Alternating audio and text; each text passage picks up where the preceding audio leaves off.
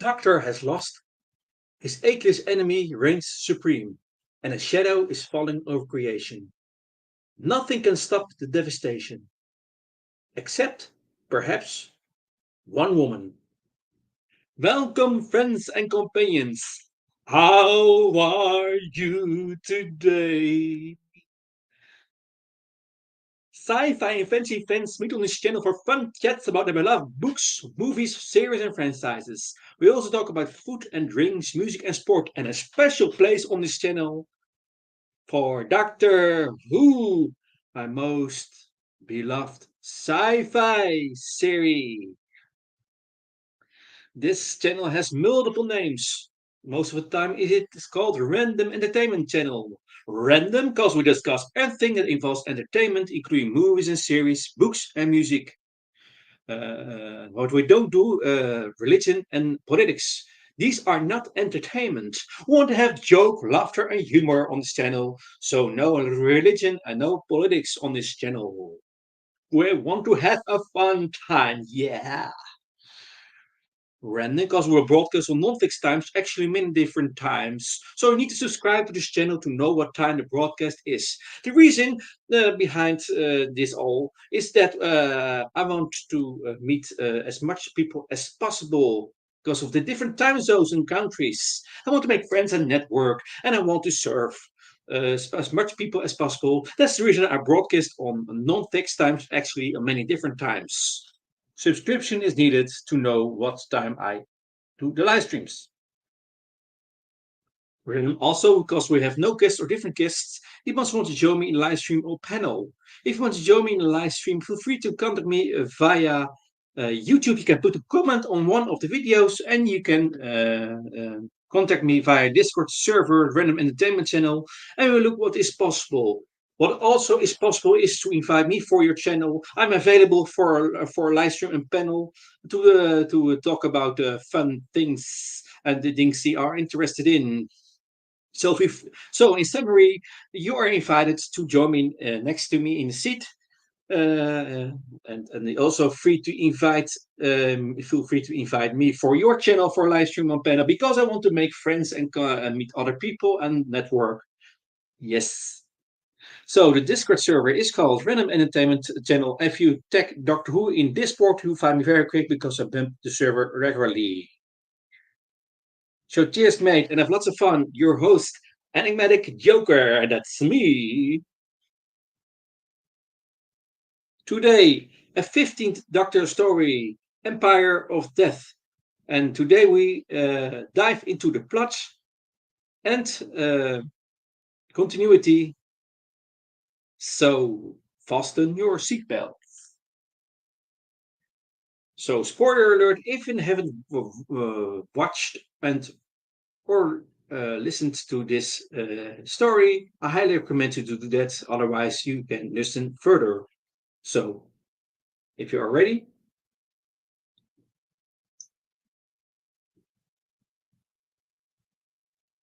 let's go.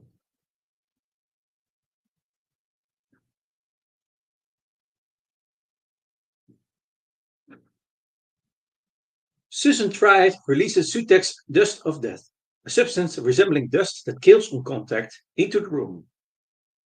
Everybody nearby is killed except the 15th Doctor and Mel, who manage to flee the building. Over the radio, the Doctor tells Kate Ledber Stewart that they're on their way back. She must contain Sutek until they arrive. Kate orders her men to fire on Sutek, but the bullets have no effect. Through Harriet, Sutek releases more dust into the unit building. Everybody present is killed, including Rose, Morris, and the Vlinks. Kate tells the Doctor that she has to hope he will defeat Sutek before she too disintegrates into nothing. As Mel and the Doctor drive away on Mel's moped, a colossal cloud of dust begins to sweep through London. At Ruby's house, Mrs. Flood asks Cheryl Sunday if she believes in the power of prayer, instructing her to tell your Maker I will come to storm down his gates of gold and seize his kingdom in my true name. Sherry is confused and asks who Flood is, But Flood mournfully responds, I had such plans. As both are killed by the dust. Carter Sunday, stuck in traffic in central London, is also a victim of the dust. The Doctor and Mel arrive at Unit HQ.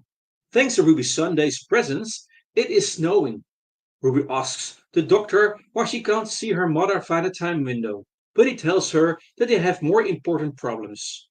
He enters the TARDIS, then smiles and chuckles, seeing the interior, containing various mementos of his past. Using a sonic screwdriver on the TV outside showing the VHS cassette recording of the night of Ruby's birth, he explains that this is a TARDIS remembered. He tells Ruby that she is feeding it, that it feeds off memories. He tells her to give it all she has, and the light atop its light up.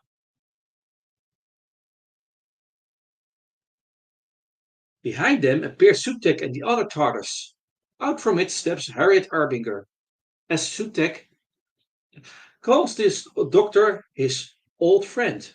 The doctor calls him the Death of Ages and the Typhonian Beast, as the monitor he took using the sonic screwdriver depicts a scene from his previous incarnation's encounter with Sutek. The doctor explains how he had cast Sutek into the time vortex to his death, but Sutek explains that instead he actually managed to cling to the Dr. Stardust and hid, traveling with him all the time. Harriet enters the TARDIS and operates a control, as Sutek declares that he can bend it to his will, the altar of his empire of death. He tells the Doctor it will never be his again. He tells him that he saw the name of Susan Foreman, a perfect trap, that the various women with Susan Tride's face are his angels of death. The Doctor damns him, telling him he will defeat him and turn back death. He asks why he is still alive, what is stopping Sutek from killing him. He asks about the doubt he feels, how he feels alive. Sutek lunks, and the Doctor shouts to run. The group enters the memory TARDIS, the Doctor explaining that it's bits and pieces of every TARDIS there ever was. He flips a switch and it takes off, up and off the Earth. Various bits of equipment shorting out and items tumbling all over the place. As the Doctor has Ruby and Mel tie stuff down, Mel points out that they are on fire, which the Doctor puts out.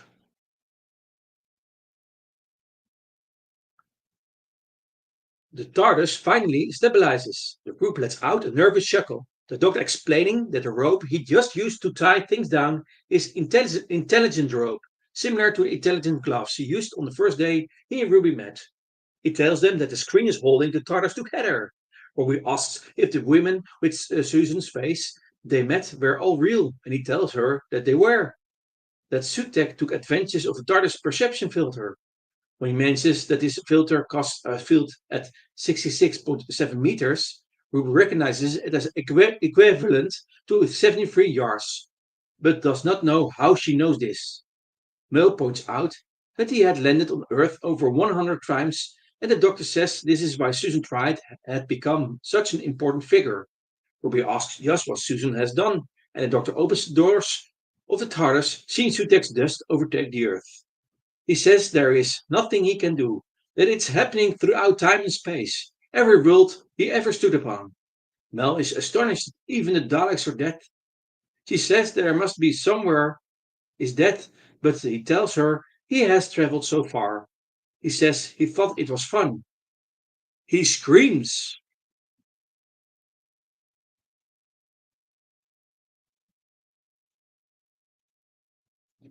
Sutek comments to Susan that the universe is silent in death, but that one thing keeps living, something even greater than the Time Lord, the secret that Ruby carries with her. He declares that he will find them. Meanwhile, on a desolate planet, Doctor meets with a woman. He asks her where they are, but she tells him she doesn't know, that she only has a Taffy. She asks where he came from, and he says only that he got lost.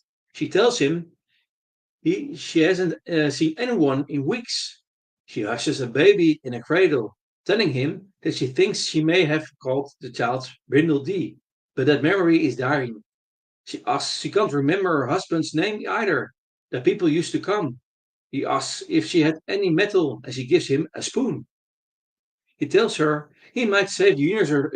He tells her he might save the universe with it. She tells him she thinks her daughter died and that she forgot. She tells him that death wave can travel down the family line, that it can even travel backwards from child to mother. The doctor watches as she turns to dust before his eyes.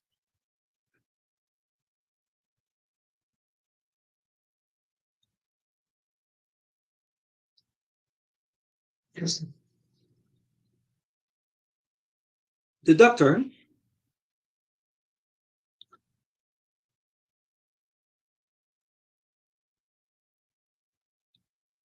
the doctor returns to the memory TARDIS, explaining that they needed something real and not just memories to feel things.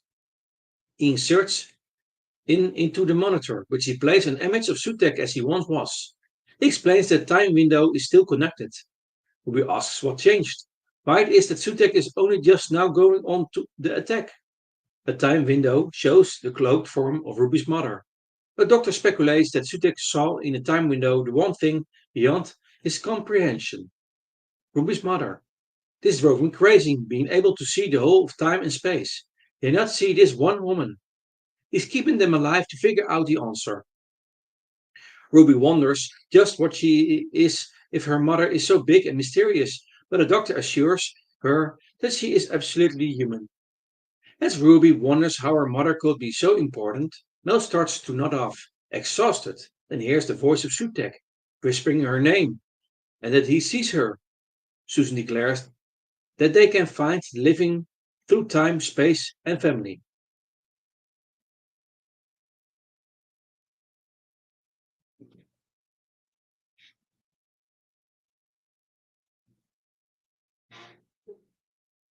The time window shows a scene with Roger Epps William doing an interview with Amal Rajan, campaigning for Prime Minister of the United Kingdom, proposing a nationwide DNA database. The doctor wonders why the monitor will be showing Ruby this when she has never been to 2046, but realizes that this is their answer.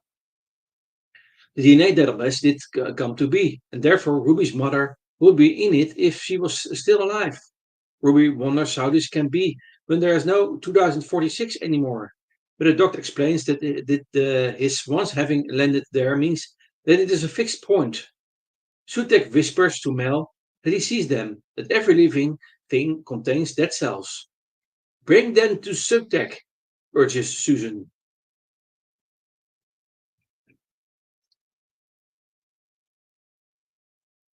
The group arrives in 2046, the doctor telling them that the building was once the Department of Health and he was there for William's overthrow. The DNA database had top security, but he was the one who invented it. He uses his screwdriver and succeeds in accessing the database, telling Mel to keep watch. He tells her not to take any risks, that they're all getting out. Find the name, she tells him. She leans up against the wall, looking utterly exhausted. She hears Sudek's voice, telling her to submit to him. Back in the other room, the doctor pricks Ruby's finger. He submits the blood into the database, telling her to press search. That somewhere is her mother's name. They could possibly use it to fight Sutek. Who is she? Wonders Ruby, as Sutek continues whispering to Mel, and the carol of the bells begins playing. It begins snowing as the database continues its search. Mel shivers in the snow, and the ceiling cracks. The database reports that the DNA match has been confirmed. She turns, only to see Mel standing before the doctor. Her hand is outstretched, and her face is ghastly.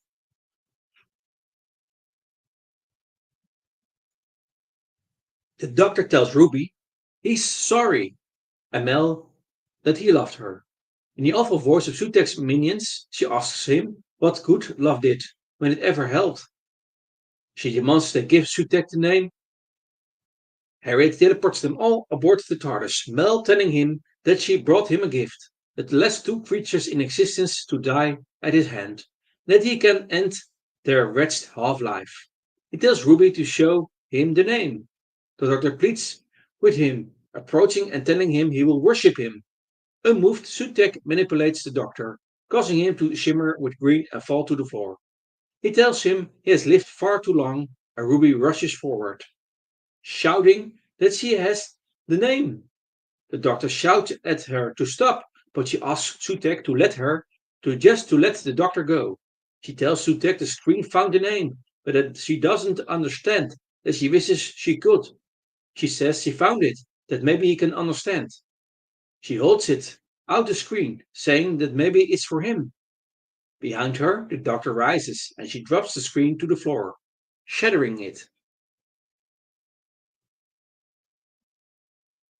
Ruby calls him a great big god of nothing, and the doctor pulls his intelligent rope out of his pocket, snaring Sutek with it like a leash.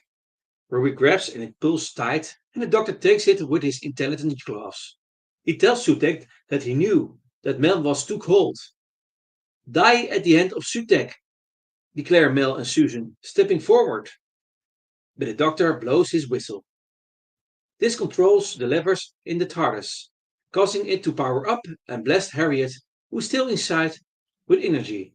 It rockets forward and the doctor and Ruby enter, the doctor securing the rope to the TARDIS console. He pulls a lever declaring that they are heading into the vortex. Outside, Sutek is pulled along in the slipstream. The doctor instructs Ruby to hold the lever down. He goes to the opening of the TARDIS, telling Sutek that he saw all of time and space with him, and he wondered what would happen if he saw it again, if you bring death to death. He says that the answer is that you bring life. Outside the Earth is restored to life. Mel and the others waking up at Unit HQ. Everyone completely restored. The dust finishing. In the Sunday's home, Mrs. Flood and Sherry cry out in joy. Mrs. Flood calling the doctor a clever boy.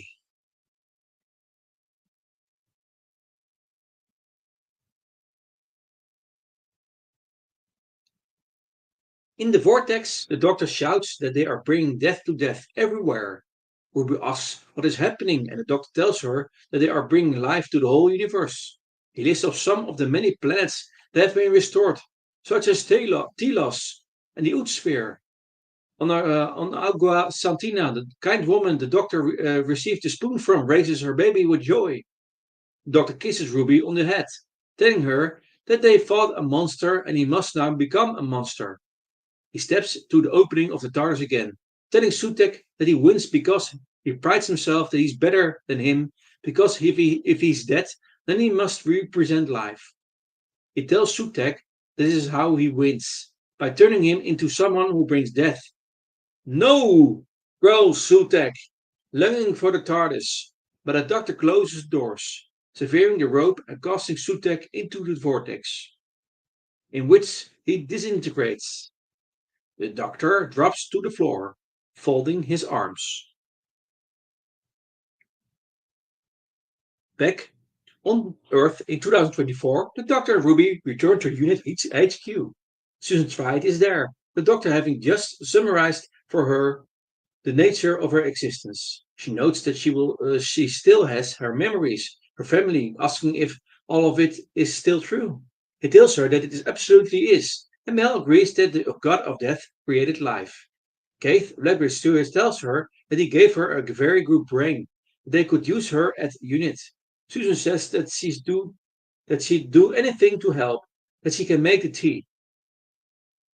Christopher Ibrahim asks if she made the tea. He is drinking. She agrees she did, and he tells her not to make any more. Morris Gibbons eats pizza, and Carla Sunday tells Ruby that she had to walk home and was told off by Jerry for not dusting. Carla thanks the doctor for bringing Ruby home, and Kate agrees he brought them all back. She says they only remember echoes of what happened. A computer chimes and Morris says that they've done it. The Flinks reports that the DNA retrieval is 100%. They found Ruby's biological mother. A photograph appears on screen. She's a woman named Louise Allison Miller, 45 years old and 15 when she gave birth to Ruby. Her stepfather was trouble, so she hid the pregnancy. Ruby's father is William Benjamin Garnett, also 15 at the time of Ruby's birth.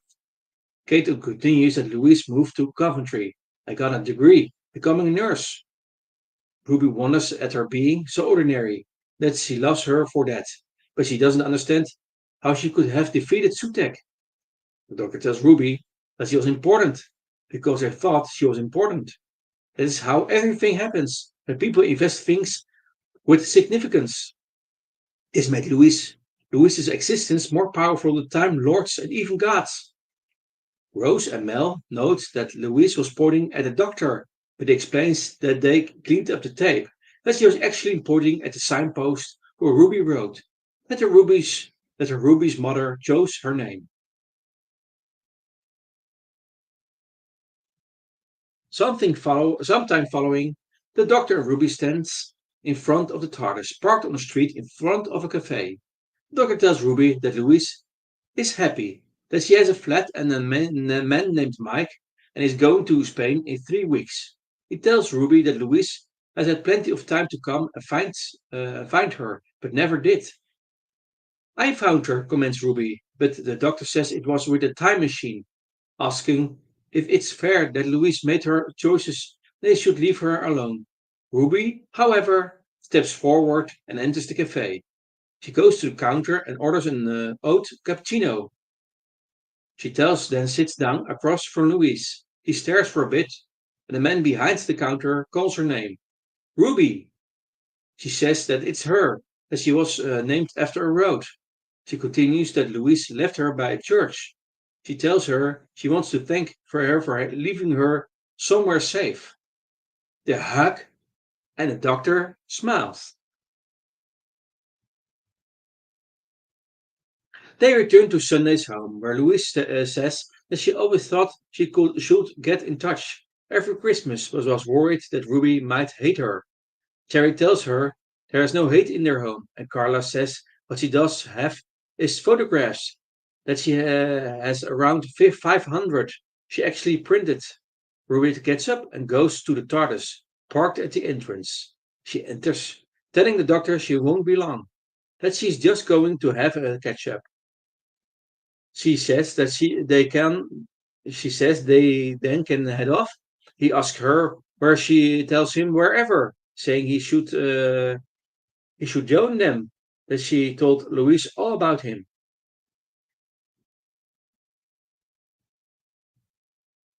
Ruby silences a phone message, but then it rings again.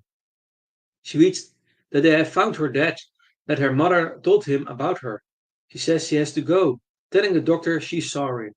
He tells her not to be and hugs her. He tells her that her life is out there now, that her adventure is just beginning. She tells him he could see her there, except that he doesn't do that. He turns and starts to walk away. She asks if she'll ever meet him again. He tells her she, of course, will. She points out that he never went back for his granddaughter, but he says it's mistake that she taught him about family, that she changed him. He tells her she's made his life bigger and better. He bids her goodbye and starts up the TARDIS. Walking away, she tells him she loves him. The doctor cries, and from outside, Ruby and the others watch as the TARDIS dematerializes. Ruby returns to the table, placing a photo album upon the table for the group to see, as Mrs. Flood narrates that it's how the story of the church on Ruby Road comes to an end.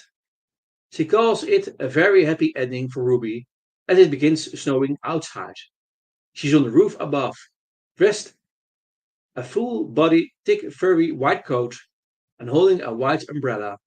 She continues that life goes on ruthlessly and that you might wonder what happens to the doctor. She says that she's sorry to say that his story ends in absolute terror. Night, night, she declares, smiling. And that, my friends and companions, is the end of the story Empire of Death.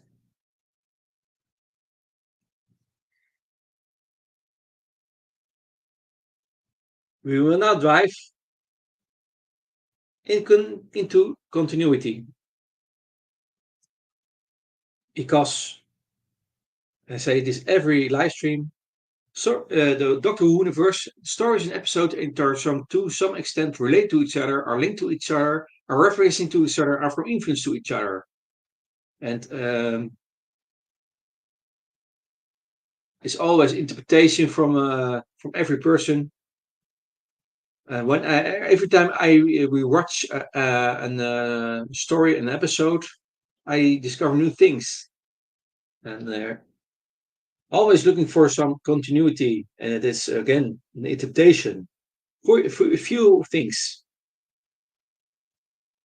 First of all, uh, the memory TARDIS from TV story Tales of the TARDIS returns and becomes real.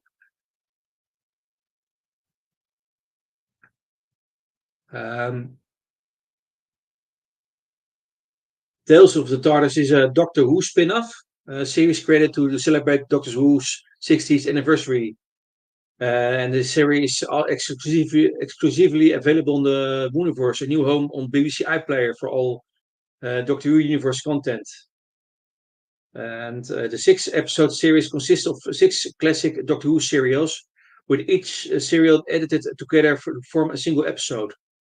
Newly filmed material with the serial's online cast bookends each episode with the Doctor and/or their companions telling tales within a remembered TARDIS. There was also a special episode that was released to lead into the Doctor Who season one series 14 finale. It was later revealed to be Pyramids of Mars, in conjunction with the return of Sutekh in the Legends of Ruby Sunday and Empire of Death. It's a story, two episodes. This finale. The spin-off was executive produced by current Doctor Who showrunner Rusty Davies along with Julie Gardner and Jane Tranter. It was written by Davies, Pete McTighe, and Phil Ford. Sam Watts, the composer for the Sarah Jane Adventures, returned to score the series.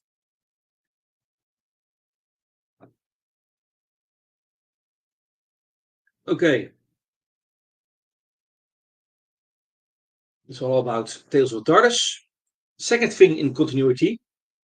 Inside the memory TARDIS, Mel finds and hugs the multicolored coat and bow tie of the Sixth Doctor from TV story Trial of a Time Lord. By the way, Mel is a companion who travels with Sixth Doctor and Seventh Doctor on screen, and actually now travels with the 15th Doctor.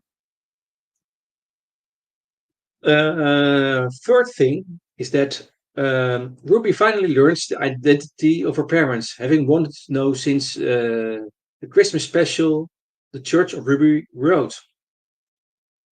A fourth thing is that Ruby once again notes how the memory of her mother keeps glitching past her so she can't see her face, as it did in the TV story The Legend of Ruby Sunday, the previous episode of this story.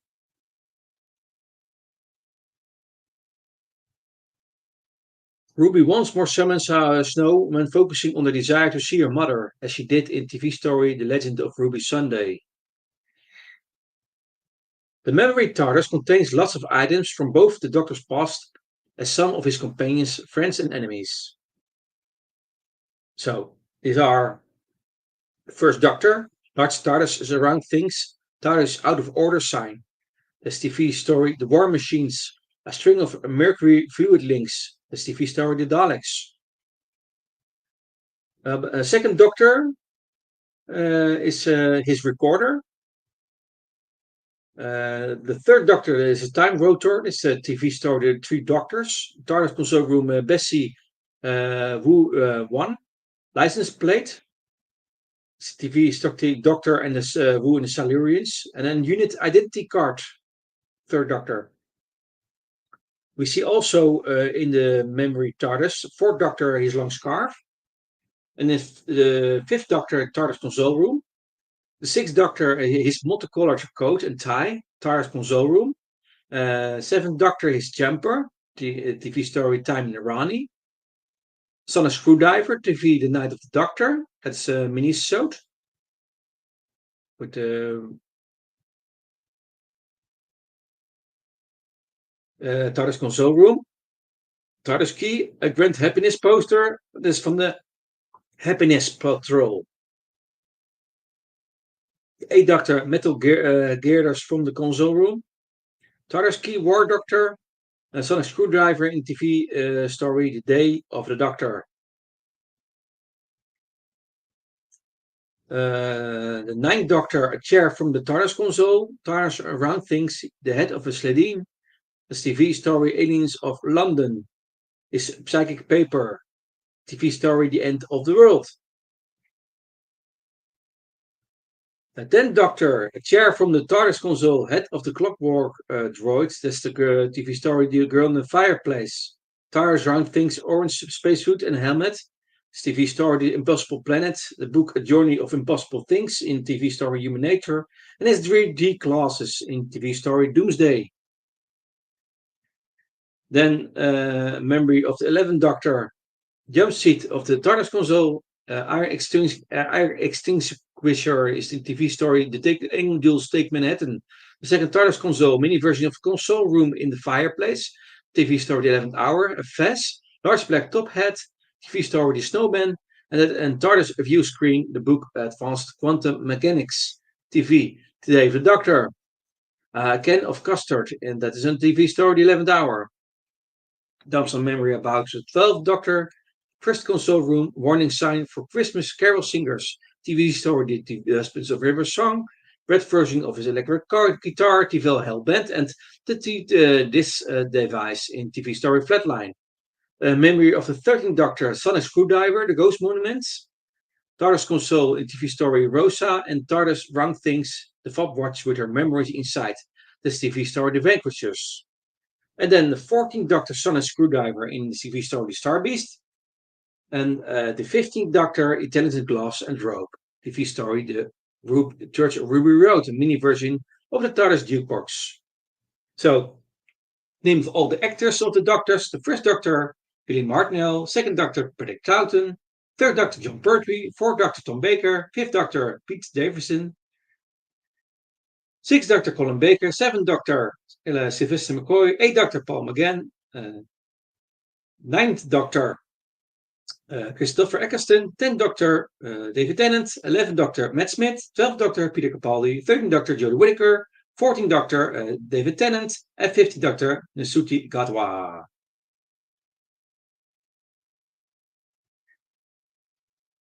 Next thing. Items from companions and enemies. In the memory TARDIS, River Song, the Sonic Screwdriver, TV story Silence in the Reverie, the Blue Diary, TV story The Silence in the Reverie, the Master Tocklefane Sphere, this is a TV story The Sound of Drums, the toy maker wooden horse sold in his shop, TV story The Giggle, a K9 head mounted on the ceiling, that's TV story Full Circle, Yasmin Khan, Probation, Police Identity Card, this TV story The Woman Who Fell to Earth, Psychic Circus, a commercial poster, this TV story The Greatest Show in the Galaxy, that's with the 7th Doctor. Rose Noble, from some of the stuffed stories she makes, TV story The Star Beast. The Fugitive Doctor, a painting of an unseen new look, TV story The Fugitive of the Yudun. Rose Tyler, a wanted poster, the TV story Aliens of London. Rory Williams, his poncho, TV story Amy's Choice. Amy Pond, her blue suitcase with dolls resembling Eleven and herself. TV story The 11th Hour. Albion Party logo, TV story 73 Yards. And the box set contains the severed head of Dorian Maldavar. A TV story that River Song. Also, handles from TV, The Time of the Doctor is spotted. TARDIS hammers. The TV story The Poison Sky and The Giggle. Another thing, and that's about spoons. The Doctor was fond of spoons before. That's with the 7th Doctor, liked to use them as a musical instrument in TV story Time in Rani. And the 12th 12th Doctor fought Robin Hood with a spoon during the events of TV story Robin of Sherwood as with Clara. 13th Doctor even melted spoons to make her own sonic screwdriver in TV story The Woman Who Fell to Earth. Thing is that the 4th Doctor liked to use a dog whistle on K9, as seen in TV story The Rebels Operation. Next thing is that the cloister bell is heard. It is sounded as a sign of danger before in TV story Less of the Time Lords and Minnesota Time Crash, and Less of the Time Lords and Turn Left. The sound of the doors of the memory TARDIS make when they close has been heard before, notably in TV story The Two Doctors, Logopolis, and Robot. Another thing is Ruby is able to watch the Doctor's first encounter with Sutek when he was the 4th Doctor, depicted in TV story Pyramids of Mars on a screen in memory TARDIS. Another thing is that the Doctor uses the intelligent glove again, remarking that his using it with Ruby was the first time they properly met, as seen in TV story The Church of Ruby Road. Another thing is that the Doctor mentions how he cast Sutek into the time vortex and aging him to death, which he did in TV story Pyramids of Mars. Sutek reveals that he had survived by latching onto the TARDIS as it traveled through the time vortex.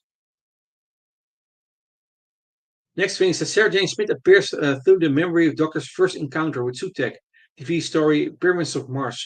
And the Doctor reveals that she was someone who used to travel in the TARDIS, as seen in TV story The Planet of the Spiders, with the 3rd Doctor, John Pertwee. The Doctor and Ruby used the intelligent rope and intelligent glass again, last seen in the church on Ruby Road.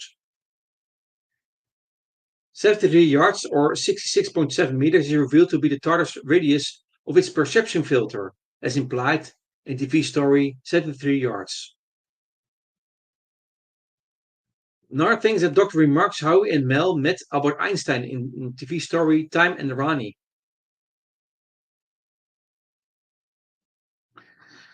Another thing is that Doctor notes that Susan Triad and her counterparts all had real identities created for them by the TARDIS. The 10th Doctor once noted the TARDIS did similar for his human counterpart when hiding from the family of Blood in TV story Human Nature and the Family of Blood. The Doctor once more states that Roger Ap Quilliam is the most dangerous Prime Minister in Britain's history, recalling when he said it in TV story 73 Yards. Ruby can't recall whether or not she had ever met him because the events from the timeline were erased.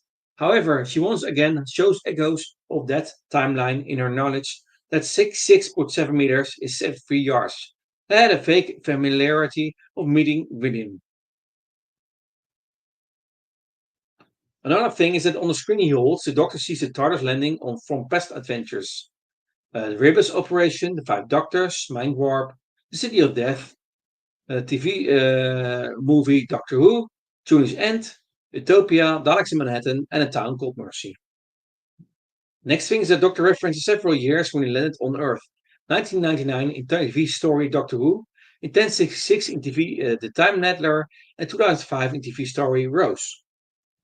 Next thing is that the Doctor states that Scarrow is the home planet of the Daleks, as seen in TV story Genesis of the Daleks, and the Magician's Apprentice. Now, Telos is the home planet of the Cybermen, as said in TV story The Doctor Falls. He also references the Ood sphere as home of the Ood from the Impossible Planet, and the planet of the Ood. Mescaline that the 10th Doctor visited in TV story Doctor's Daughter, and Saint Shen in TV story Turn Left. The Vortis was visited by the 1st Doctor in TV story The Web Planet. Sparadon was visited by the 3rd Doctor in TV story Planet of the Daleks. Tigella was visited by the 4th Doctor in TV story Meklos, and also Califrax in TV story The Pirate Planet. And Karn was also first visited by the 4th Doctor in TV story The Brain of Morbius. Next thing is that Mrs. Flood calls the Doctor a clever boy. Clara Oswald and her splinters also used to call him this, as seen in TV story Asylum of the Daleks, and the name of the Doctor. Another thing is that Mrs. Flood is seen wearing an outfit similar to one once worn by Romana in TV story The Rebus Operation. Next thing is that Kate bemoans, "Oh, one day, shooting an enemy will work," recalling its failure against the Toymaker in TV story The Giggle. Although they did, but it did work on the Stingrays TV story Planet of the Dead. Another thing is that Doctor remarks how he left Susan, his granddaughter, during the events of TV story The Dalek Invasion of Earth. Another thing is that Ruby willingly ends her travels with the Doctor. This has occurred before, notably with Martha Jones in TV story Last of the Time Lords, and then Lewis in TV story The Power of the Doctor. Next, the Doctor claims he will see Ruby again, having once promised the same to Sarah Jane Smith in TV story School Reunion, and Martha Jones said it to him when she willingly ended her travels with the 10th Doctor in TV story Last of the Time Lords. Next thing is that the Doctor is seen wearing his original outfit again from when he first met Ruby in TV story A Church on Ruby Road. And the last thing is that Mel is aware of the Daleks, having encountered him in an audio story, Juggernauts, and We Are the Daleks. And this, my friends, is all I have to say about the story Empire of Death. Some commercials. Sci-Fi Fantasy fans move to this channel for fun chats about their beloved books, movies and series, franchises. We also talk about food and drinks, music and sport, and a special place on this channel for Doctor Who, my most beloved sci-fi series, till the end of time and till eternity. I will love and watch Doctor Who.